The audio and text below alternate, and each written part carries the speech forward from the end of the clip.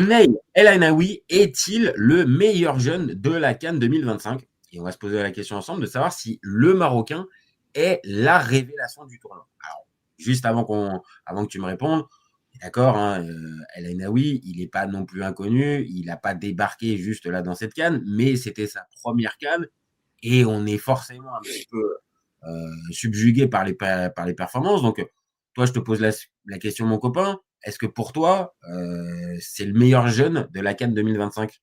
Hélène, oui. Bah, en vrai, moi, personnellement, ça m'étonne pas vraiment, tu vois, parce que je l'avais dit avant, parce qu'on a eu une adaptation XXL. Le mec, il arrive, je crois, il a eu trois sélections, je crois, avant la CAN. Mhm. C'est quelqu'un qui vient d'arriver dans le milieu des Lions de l'Atlas. Et force est de constater qu'on dirait que ça fait 10 ans qu'il joue avec nous. Donc en vrai, c'est pas une surprise, tu vois. Généralement, les gens, quand tu vas leur dire qui est le joueur fort du Maroc, ils vont te sortir Brahim Diaz, ils vont te sortir El Kaabi, Hakimi peut-être, ou Salah Din, mais ils ne diront jamais El Ainaoui parce que c'est un peu un joueur de l'ombre, tu vois, que tu remarques pas, mais tu sens quand il est pas présent dans cette équipe-là. Après, jeune joueur. Faut voir aussi les forces en présence qu'on a en face. Mais Mhm. moi, je serais pas étonné de dire que El Ainaoui, là, si je prenais les quatre équipes qui restent, c'est-à-dire Sénégal, Égypte, Nigeria et Maroc, je pense que en prenant tous les joueurs, tous les jeunes pardon, qui sont dans ces équipes-là, C'est le meilleur. c'est le meilleur. Ah oui. Mm. En tout cas, c'est celui qui, on va dire, diffuse la meilleure impression. Tu l'as dit, c'est assez incroyable parce que tu as t'as la sensation en fait que le joueur il est là depuis X temps et que, on va dire, il évolue dans cette équipe-là et qu'il connaît les coéquipiers depuis X années, limite qu'il a commencé la formation avec. Et que, alors, est-ce que c'est parce qu'il a la fraîcheur et l'envie de tout casser ou est-ce que il a vraiment trouvé, on va dire, le schéma préférentiel? Mais moi, je te pose juste la question parce que pour moi, ça m'étonne. Amrabat, on en a déjà parlé, ça fait partie on va dire, des leaders des leaders de ce milieu de terrain. Mais il a pris la place, en fait, au-delà même de la blessure et tout ça. C'est-à-dire que là, pour moi, ouais, il l'a mis de côté, quoi, Amrabat. Il lui a dit merci, c'est gentil pour tous les travaux. Franchement, t'as été énorme. 2022, rien à dire, machin. Mais maintenant, en fait, tu me laisses la place. En fait, laisse-moi, c'est moi l'avenir, en fait. Bah, en fait, à la base, on était parti dans un système avec Regragui où on jouait avec les deux, du coup, avec Amrabat et El Ainaoui, et Mhm. Ounahi dans ce milieu-là. Et c'était un peu la sérénité qu'on avait dans ce milieu avant la CAN. On se disait, bah voilà, notre milieu, il est verrouillé pour les 10 prochaines années avec Amrabat, El Ainaoui et Ounahi. Les deux, ils se sont blessés. Et même quand tu regardes quand les deux ils étaient sur le terrain, surtout depuis le début de cette compétition, attention, sans enlever tout le génie qu'on connaît à Amrabat, force est de constater qu'El Ainaoui, il était beaucoup plus convaincant qu'Amrabat, même si on sait qu'il était blessé, que voilà, il était assez diminué, etc. Même dans l'état d'esprit, je le trouvais beaucoup plus serein. Et on avait l'impression en fait que c'était Amrabat qui jouait sa première CAN et El Ainaoui qui était là depuis la Coupe du Monde. Et ça, tu vois, Alors que c'est c'est complètement bluffant l'inverse, parce que alors que tu viens de le c'est dire. ça. Le mec, Et, le mec, et quand tu prends, parce que quand j'aime bien comparer un peu avec l'arrivée des binationaux qu'on a eu, donc que ce soit Brahim Diaz, que ce soit Talbi, que ce soit même Amin Adli, etc., c'était des joueurs sur lesquels, entre guillemets, on comptait, ou même Abdé, hein. ouais. Euh, C'était des joueurs sur lesquels voilà, on avait un besoin au poste auquel ils évoluent. Et on s'est dit, bah voilà, on a trouvé une bonne alternative, etc. Et généralement, ça peine à confirmer, ou même ça confirme pas du tout, tu vois. Par exemple, Brahim Diaz, depuis son arrivée, il a explosé, mais depuis le début de la CAN, parce qu'avant, c'était compliqué, même en prenant le contexte du club, etc. Bah, c'est Mhm. un mec qui joue pas, il était assez. Des fois, il ralentissait le jeu, etc. Il y avait beaucoup de choses à dire sur son style de jeu. On Ouais. s'est dit, bah, finalement, est-ce que c'est pas. On l'a pas un peu vu trop, on l'a pas un peu vu trop belle. Abdé, c'est pareil. Abdé, c'est irrégulier avec nous. Là, il est bon pendant cette CAN, mais il y a des moments où il a des passages à vide avec le Maroc. Talbi, pareil. Talbi, il est venu, il a fait quelques matchs, il fait quelques entrées, mais c'est trop irrégulier. Ben Seguir, pareil. On a eu beaucoup, tu vois, de cadres binationaux. On s'est Et dit, lui, bah, il tranche, en fait. Et dans ce que tu me dis, c'est que lui, il tranche parce que lui, en fait, à la différence des autres, il n'y a pas eu lui, de il n'y a temps eu aucune d'adaptation. question. Il est arrivé, on a tout de suite eu le coup de foudre. On s'est dit, lui, c'est le bon. Premier match qu'il a joué avec nous, je sais plus c'était contre qui, c'était pas contre, je sais plus c'était contre qui, mais moi je me souviens de son premier match. On s'était dit, bah voilà, c'est un premier vrai test pour lui. Le mec, il a répondu présent. Tu te dis, putain, mais il est tellement à l'aise dans ce dispositif-là que tu te dis, bah en fait, il va devenir titulaire indiscutable. Et Et en aujourd'hui, fait, et c'est ça, et c'est que en plus du côté très vite, il se rend indispensable et très vite, ils se font dans le collectif. Mais c'est qu'en plus, vraiment, le côté indispensable, ça se remarque, je trouve encore plus, parce qu'il est aussi bon dans la phase défensive que dans la phase offensive. c'est Dans ça. l'agressivité, je le trouve vraiment, on va dire, dans le ton de ce qu'il faut, dans ce qu'il faut dans le foot de haut niveau. La, on va dire la bonne agressivité sur le terrain. Et puis, on va pas se mentir, c'est pas qu'un mec qui multiplie les courses et tout ça, c'est que balle au pied, Le pied, il est intéressant. Techniquement, balle c'est au beau, pied, c'est c'est intéressant, beau ce c'est qu'il ça. propose. Mm. Et même, en fait, on avait aussi des doutes de se dire, bah voilà, est-ce qu'il n'allait pas avoir du mal à s'adapter au football africain? Peut-être que voilà, la CAN, c'est son premier test. Parce que voilà, on a joué contre des équipes en match amicaux où le niveau il était très faible. Là, tu te dis, bah voilà, tu rentres dans une CAN, tu as une pression supplémentaire parce que tu as une compétition. Là, tu rentres dans un vrai schéma de compétition. En plus, tu es chez toi. Tu te dis, est-ce qu'il va pas.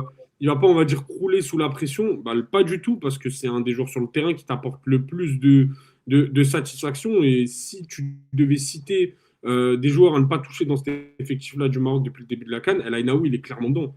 Ah bah, non, mais On parle de Brahim clairement. et El Ainaoui, il est à la même table.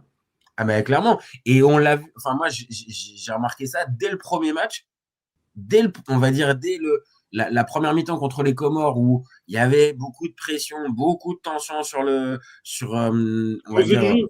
C'était celui qui, et généralement, je crois que lui, ça voulait jouer vite vers l'avant, etc. Et lui, il ralentissait le jeu, mais dans le bon sens, tu vois. Il posait le jeu, ça balançait pas devant vers les ailiers, etc. Il reprenait le temps de construire, il distribuait les ballons. Et et ça, on le voyait parce que Amrabat, c'était pas du tout ce qu'il faisait. et c'est Amrabat, pour ça, il était beaucoup c'est pour plus ça dans moi, la que je t'ai fait le lien en fait avec Amrabat, c'est parce qu'en fait, dans ce que moi j'avais vu la Dame Rabat en 2022 et à la CAN 2023, là je voyais qu'en fait dans ce profil-là, avec ce Maroc qui est normalement proactif face en plus à des blocs bas, en fait il Il te sert pas. ralentissait trop le jeu. Et si en plus, on va dire, il est vraiment pas dans la meilleure forme physique de sa carrière, bon, bah là, en fait, oui, ça devient plus un poids qu'autre chose. Et c'est vrai que à ce moment-là, Terry Grady, bah, tu peux compter sur un Naoui qui affiche ce niveau de performance. Bah, c'est peut-être plus simple pour arriver à dire, écoute, Sofiane, de toute façon, tu n'es pas à 100%. Donc, écoute, c'est pas grave. Et on l'a vu contre le Cameroun. Il est rentré les 5-10 dernières minutes et il peut avoir peut-être une importance et une utilité comme ça. Maintenant, au coup d'envoi, ouais, on va être très clair. Il a pris la place. Et alors maintenant, c'est la vraie question, c'est est-ce que sa meilleure version, c'est avec Unai à côté ou là, pour l'instant, le trio qu'on voit avec El Khanous et Saïbari, pour toi, ça correspond? Il manque pas peut-être un poil plus de défense, un défensif un peu plus? Bah, en soi, moi j'attends justement, c'est pour ça que c'est assez compliqué de répondre à la question. J'attends de voir El Khenous et surtout Saibari à leur meilleur niveau, parce que je Mhm. pense que El Khenous, qui affiche son vrai niveau au milieu de terrain, ça peut clairement être le trio, ça peut clairement être une option dans ce milieu de terrain-là. Après, Oudahi, tu vois, il a une vocation un peu plus offensive. Et en fait, il faut trouver le mix entre le Amrabat et le Ounahi, l'aspect défensif de Ouais, Amrabat et l'aspect offensif de Ounahi, où là, tu vois, moi, je vois vraiment El Khenous euh, il remplit, on va dire, ces deux critères-là. Après, on en attend beaucoup plus de lui, mais je pense que tu vois, ça peut être une option définitive dans le milieu de terrain avec un El Ainaoui en sentinelle, un El Khannous qui, tu vois, serait un peu l'équilibre entre les deux, et un Saibari qui aura une vocation beaucoup plus ouais. offensive en numéro 10 qui, qui pourra apporter beaucoup plus d'options devant. Moi, je pense que ce schéma-là, tu vois, ce milieu-là, il peut être intéressant parce que, comme tu as dit, on a vu les limites d'Amrabat. Et Ounahi, le problème, c'est que physiquement, on a souvent des doutes sur ça, tu vois. Donc, je pense que, tu vois, ce trio-là, ça peut être une option définitive pour le Muntakhab. Et honnêtement, j'ai vraiment, vraiment envie de voir El Khanous à son niveau parce que le mec au milieu de terrain, ça peut être un monstre. Ouais, ça peut peut-être être aussi, comme tu as dit, être un peu le chaînon manquant qu'il y a dans ce jeu du Maroc. Et voilà, maintenant, tu vois, pour répondre aussi à notre question, est-ce que c'est le meilleur jeune de la CAN et est-ce que c'est la révélation du tournoi? Le côté révélation, je pense que oui, parce que de toute façon, un gars qui a 3 sélections avant la CAN et qui affiche ce niveau de performance, euh, honnêtement, là, j'en ai pas d'autres. Alors après, évidemment, dans les équipes qui ont été sorties, bah, on peut penser à un Yann Diomandé, par exemple, en Côte d'Ivoire, qui a fait une très bonne CAN, un Kofané aussi du Cameroun aussi qui a fait une bonne CAN et qui découvrait aussi ce niveau-là.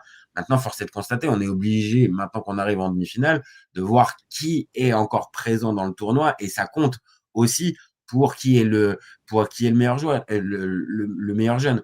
Donc maintenant, il est aussi un carrefour aussi, hein, parce que tout ce qu'il a pu faire depuis le début de la compétition est positif. Maintenant, il va falloir que maintenant dans le dernier carré, il élève encore le niveau. Et à ce niveau-là, est-ce que toi, tu as des doutes, par exemple, sur sa capacité de pouvoir répondre présent et faire un énorme match contre le Nigeria et possiblement en finale, ou tu as encore, malgré tout ce qu'on vient de dire, encore des incertitudes pour sa capacité à être au top, top, top niveau dans les top, top, top matchs? Non, franchement, moi, j'ai pas de doute sur le joueur. Je pense qu'il peut largement élever son niveau. Élever son niveau, déjà, il le fait déjà très bien, tu vois. Parce Mhm. il a répondu présent contre le Cameroun, où on s'était dit, bah voilà, ça peut être un premier gros test pour lui. Est-ce qu'il va pas sous-performer ou avec la pression du match ou avec l'intensité qu'il va y avoir pendant le match, est-ce qu'il va pas sous-performer? Pas du tout. Donc moi, de ce que j'ai vu, il nous a sorti un match de fou contre le Cameroun, même si c'est pas le premier qu'on voit. Quand tu regardes vraiment cette équipe-là, tu regardes, c'est lui qui t'apporte la sérénité. Moi, j'ai aucun doute sur le joueur. Je sais que contre le Nigeria, il va nous sortir une top performance. Et en finale, pareil. Si on passe, moi, j'ai aucun doute sur le joueur. Moi, pour moi, dans cet effectif marocain, même avec la compétition de Brahim Diaz, je reste quand même sur mes appuis en disant que El Ainaoui, c'est le mec qui me rassure le plus. Il me rassure plus que Brahim Diaz. Non, mais après, t'es cohérent, hein. C'était ta révélation au début de la CAN avec Salah Eddin. Donc, écoute, t'es dans la suite logique et dans ce qu'on a pu voir, on vient de le dire, dans ce débat, dans ce qu'on a pu voir depuis le début de la CAN, bah ouais, franchement, il saute un peu aux yeux. Maintenant, voilà, faudra encore un peu affiner à la fin de la compétition avec le verdict final. Mais sur ce qu'on a pu voir, ouais, vraiment, en termes de révélation, je pense que ça peut pas être autre chose que ça. Parce que, comme on l'a dit, 3 sélections avant une CAN, bon, bah, quand tu arrives à ça, bon, bah, c'est que forcément, t'es une révélation. Et le meilleur jeune, bon, peut-être qu'il faudra aller au bout. Allez, c'est ce qu'on va lui souhaiter à Nil. S'il va au J'espère. bout, là, je pense qu'il l'aura. Là, je pense que là, c'est bon. Si ça va au bout, je pense que le meilleur jeune, ça sera pour lui. Je pense. Mm. On est d'accord. On Ouais, est bah ouais. d'accord?